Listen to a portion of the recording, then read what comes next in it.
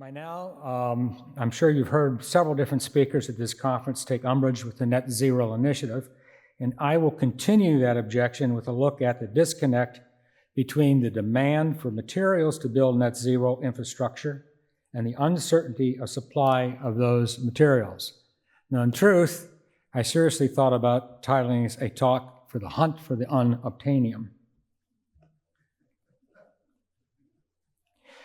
Net zero is simply a determined initiative to restrict emissions of industrial CO2 and methane to the amount removed from the atmosphere. Quite simply, it's a ban on fossil fuels. The reason is also simple: the unfounded belief that this will prevent a catastrophic impact of warming from the end of the Little Ice Age to the year 2100. The original target was a limit to plus 2 degrees C, but the goalposts were moved to 1.5 degrees C to satisfy the political demands of island nations. But since the Earth has already warmed 1.1 degrees C during this defined period, with highly beneficial effects to the biosphere and human flourishing, one must believe that the catastrophic part will come after the next 0.4 of a degree C warming, which, with business as usual, will occur within about the next 25 years. And yet, it ain't warming like it's supposed to. I'm sure everyone here is familiar with this figure, or variations of it, from John Christie of the University of Alabama, Huntsville, which shows the average of these models projects a warming of 2.5 times reality. Quite simply, the climate crisis exists only in models, not in the real world. Yet the political class throws money at the non-existent climate crisis to pay for windmills and solar farms that modeling shows will have no impact on global temperatures from the baseline without the act. Full implementation of net zero fares a little better. Brent Bennett of the Texas Public Policy Foundation ran the numbers through the MAGIC model used by the US government and others, and shows that a 100% renewable grid would lower the world's temperature by an astounding less than 1/10 of a degree centigrade, and that converting all cars and electric propulsion as part of the banning of all fossil fuels would further lower global temperature by about the same amount, saving the world from a rise of 0.2 of a degree centigrade over the 50 years from 2050 to 2100. So if it's not about climate change, what is it about? Brian Deesey, director of the White House National Economic Council, who came via BlackRock, does not pull punches and tells us straight out. This is about the future of the liberal world order. Of course, the liberal world order requires ignoring consequences, intentional or unintentional, especially as to its devastating effect on lower-income households and underdeveloped economies. Abundant, low-cost, reliable energy from fossil fuels has been a required condition that has dramatically reduced impoverished people around the globe. Yet, we are on the verge of reversing this downward trend by the imposition of decarbonization. Gore, Kerry, and others of the elites of the New World Order dismiss the havoc they are imposing on the poor. So how is the world to be saved from this additional 0.4 of a degree centigrade catastrophic impact? The path to net zero is clearly defined by this 2021 publication by the IEA. Associated documents provide further detail. The path is the decarbonation of all facets of society, the generation of electricity, industry, transportation, and building. And the basis of this decarbonization is the transformation of the electrical grid away from coal and natural gas to weather-dependent wind and solar farms with supporting roles from biofuels and hydropower generation. The 221 Princeton Net Zero Emissions Report further details the road to net zero in the United States. Here is their depiction of the current contiguous 48 states with 0.2 of a terawatt of wind and solar generation capacity. Wind farms are the blue dots, scattered mostly in the central slice of the United States. The orange dots of solar farms are hard to discern. The gray areas are population centers. By 2050, the landscape dramatically changes, with over 7.2% of the land in the lower 48 covered with wind farms, solar farms, and new transmission lines to provide an additional 2 terawatts of capacity to the electrical grid. And all of this for $5 trillion. And since the combined output of these farms will be about 30% of nameplate capacity, that's $5 trillion for only 0.6 of a terawatt of actual generation. Such a deal.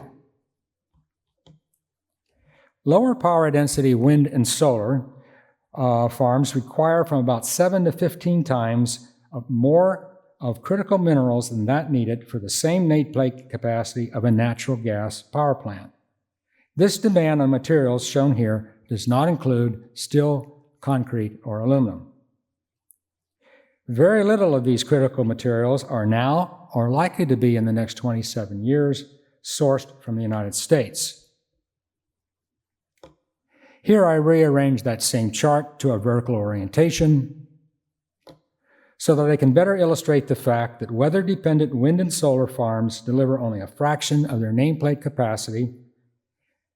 The situation looks even worse when the 34% capacity factor of wind farms and the 24.4% capacity factor for solar farms are considered. But there's even more to this that I don't show. A natural gas plant will last about 3 times that of a typical solar farm or wind farm. So you can multiply those numbers for wind and solar by about 3. Let's translate this using the 2.2 terawatts of installed capacity of wind and solar farms required to meet the Biden administration's 2050 net zero target. The Princeton study considers the wind and solar capacities in 2050 to be 1.5 terawatts of solar, 1.5 terawatts of onshore wind, and 0.2 terawatts of offshore wind. This translates into over 28 million tons of critical materials just for the United States, very little of which is mined or processed domestically. But it's not just mineral materials, but also the fossil fuel consumed by the equipment needed to mine, move, and process the ores to build net zero wind, solar, and transmission infrastructures. This part of the green energy is mostly conveniently ignored by the media.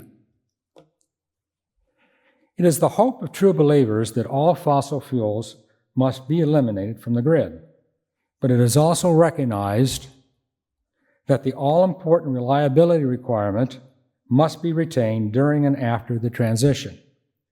Several studies have concluded that around 250 million megawatt hours of stored power will be required to bridge severe wind drought and low solar production events across the United States. That's between 2 and 3 weeks. Battery electron storage farms are proposed as the most viable non-hydrocarbon option for providing on-demand dispatchable power when the wind doesn't blow and the sun doesn't sufficiently shine. It is also concluded that the cost of grid-scale backup would be several multiples of the 23 trillion US GDP.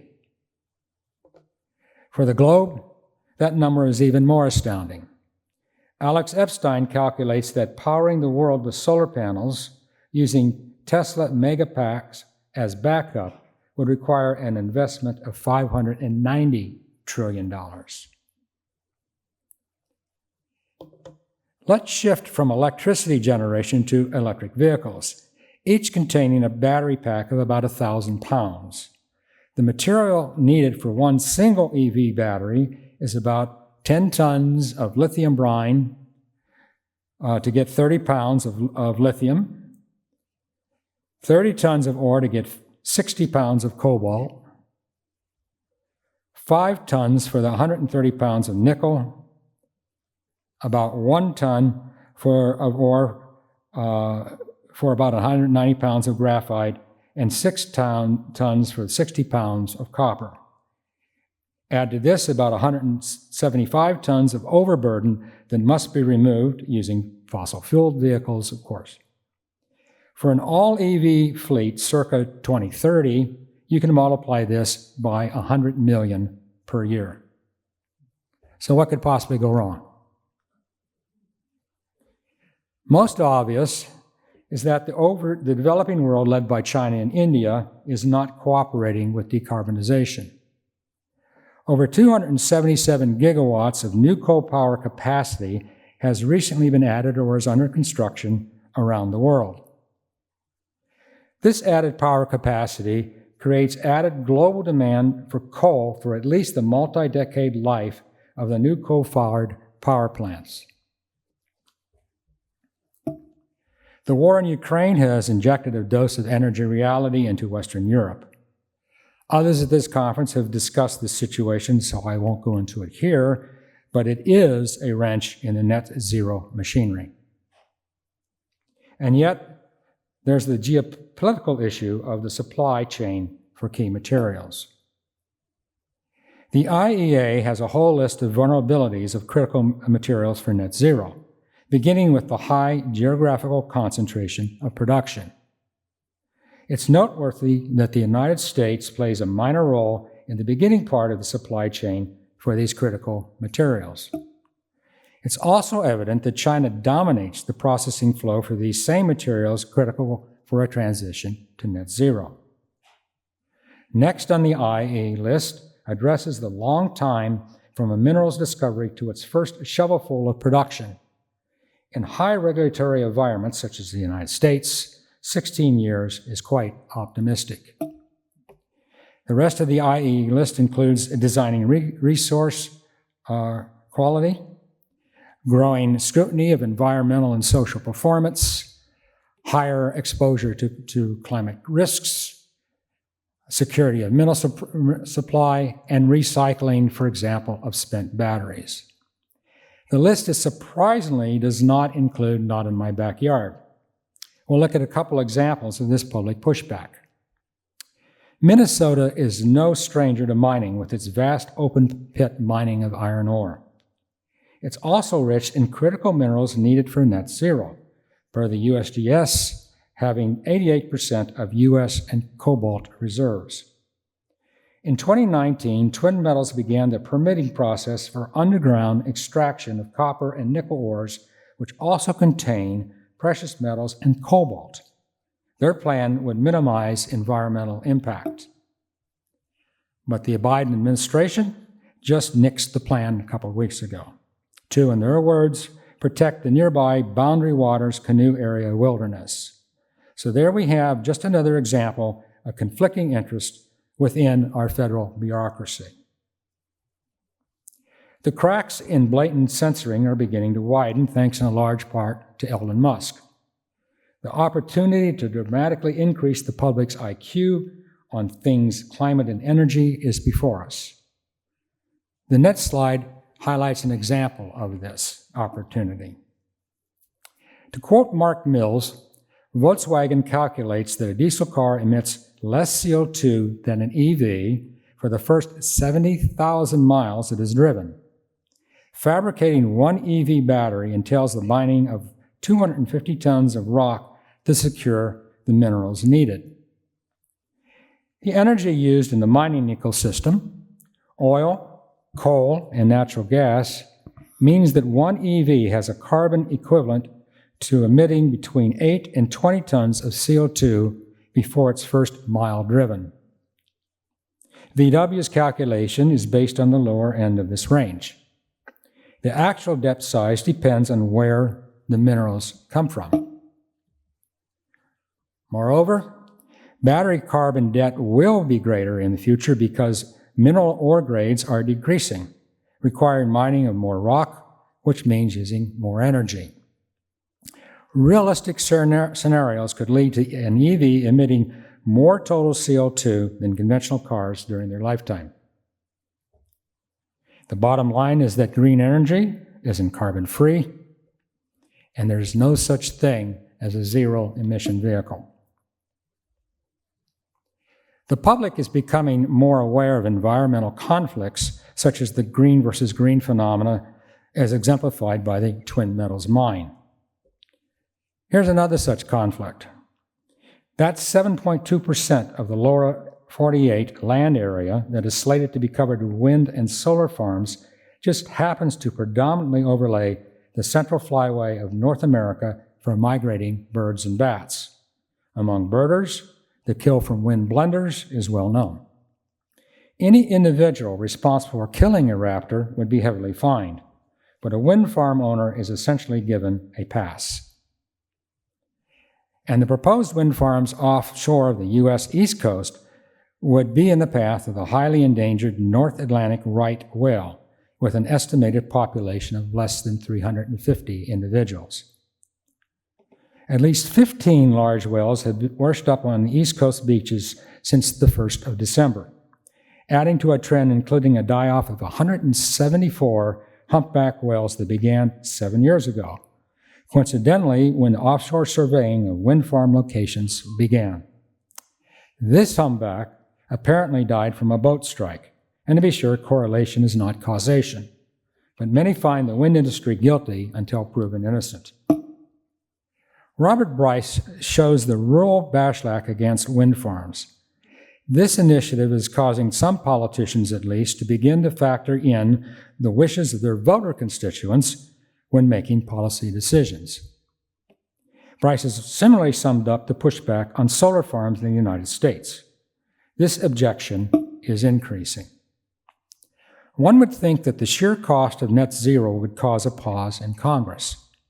But then, to paraphrase Everett Dirksen, $1 trillion here, $1 trillion there, and soon we're talking about real money.